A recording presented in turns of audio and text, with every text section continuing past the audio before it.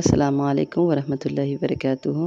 آپ سب سننے اور دیکھنے والوں کے لیے میری اللہ تعالیٰ سے دعا ہے کہ اللہ تعالیٰ آپ سب کو رمضان کی رحمتوں، نعمتوں اور برکتوں سے مالا مال کرے۔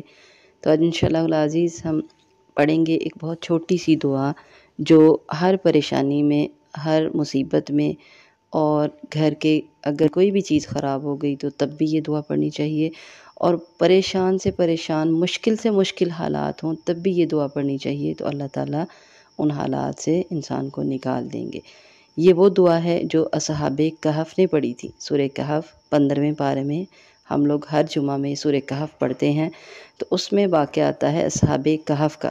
اصحاب کہف نے جب اپنے ظالم بادشاہ سے نجات حاصل کرنے کے لیے کہف یعنی غار میں پناہ لی، تو اس وقت انہوں نے یہ دعا پڑھی اور اللہ تعالیٰ نے ان کے معاملات کو درست کر دیا۔ تو پہلے دعا دیکھیں، اس کا ترجمہ دیکھیں، اور پھر اس دعا کو ہر معاملے میں لازمی پڑھیں۔ دعا کیا ہے؟ ربنا آتنا من لدنک رحمة وهيئ لنا من امرنا رشدا۔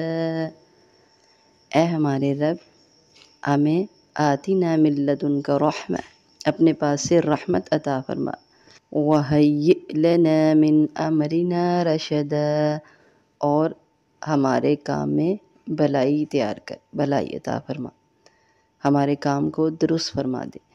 تو اس قدر ہمیں اس بات پہ یقین ہونا چاہیے، جس طرح اللہ تعالیٰ نے اصحاب کہف کے معاملے کو درست کر دیا، اور ان کا معاملہ اس قدر بگڑا ہوا تھا کہ کب بادشاہ ان کو پکڑے اور سزا دے دے، لیکن اصحاب کہف کو اللہ تعالیٰ نے نیند عطا فرمائی اور وہ سو گئے، اور بادشاہ کے ظلم سے ان کو نجات دلا دی۔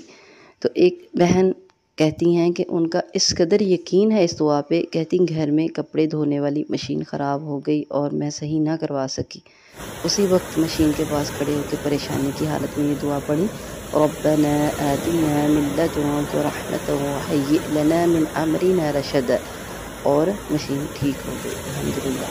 تو یقین اور عقیدے کے ساتھ ہر پریشانی والے حالات میں، پریشانی میں یہ دعا پڑھیں تو اللہ تعالیٰ آپ کے معاملے میں بھلائی عطا فرمائیں گے، پریشانی کو دور فرمائیں گے انشاءاللہ العزیز۔